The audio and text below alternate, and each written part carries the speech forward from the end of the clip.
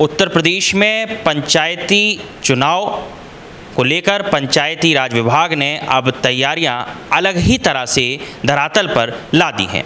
मुख्यमंत्री योगी आदित्यनाथ ने स्पष्ट किया कि जो प्रधान हैं अब वो शासक के तौर पर नियुक्त किए जाएंगे।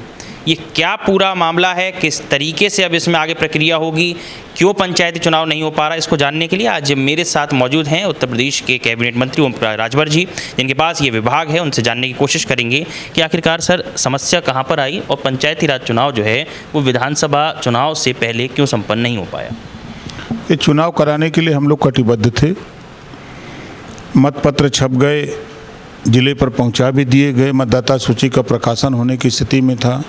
उसी बीच समाजवादी पार्टी के नेता अखिलेश यादव जी ने अपने लीगल से एडवाइज़र के माध्यम से हाई कोर्ट में मुकदमा करा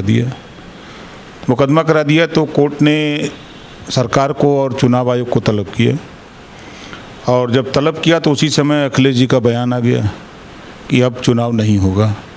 सरकार चुनाव कराने के लिए कह रही है, वो करे नहीं होगा। फिर अब मामला न्यायालय में गया तो न्यायालय के आदेश पर युवा के पिछड़ा वर्ग आयोग का गठन कर दीजिए, तो हम लोगों ने पिछड़ा वर्ग आयोग गठन कर दिया। कमेटी भी बना दी गई। अब चुनाव आयोग का जो राज्य निर्वाचन आयोग और सरकार को जो निर्देश हाई कोर्ट का होगा उसका पालन करेंगे। आज कार्यकाल समाप्त हो रहा था ग्राम प्रधानों का, तो प्रधान संगठन के लोगों की चाहत थी, डिमांड थी कि जो उत्तराखंड में व्यवस्था है वही व्यवस्था यहाँ लागू हो। तो उस विभाग के तरफ से प्रस्ताव बना करके भारत सरकार को गया, माननीय मुख्यमंत्री जी को प्रस्ताव बना करके हम लोगों ने भेजा। तो माननीय मुख्यमंत्री जी ने उस प्रस्ताव को अनुमोदित कर दिया है। आज इसका कल बाकायदे जीओ जारी हो गया कि अब प्रधान ही प्रशासक होंगे। प्रधान ही प्रशासक होंगे, लेकिन लोगों में इस बात का बड़ा ही संदेह था कि चुनाव नहीं हो पा रहा। क्या समाजवादी पार्टी की वजह से चुनाव नहीं हो पा रहा? भाई हाई कोर्ट कौन गया? हम तो गए नहीं, सरकार गई नहीं। हाई कोर्ट तो समाजवादी पार्टी के लोग ही न गए। तो और उसका प्रमाण अखिलेश जी खुद दे रहे हैं। हम कह रहे हैं, हम बयान दे रहे हैं कि चुनाव कराएंगे, अखिलेश जी कह रहे चुनाव नहीं होगा।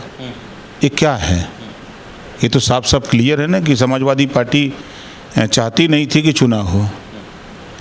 समाजवादी पार्टी राष्ट्रीय अध्यक्ष तो ये कह रहे हैं कि विधानसभा चुनाव से भारतीय जनता पार्टी भयभीत हो गई है, इसलिए चुनाव नहीं हो पा रहा।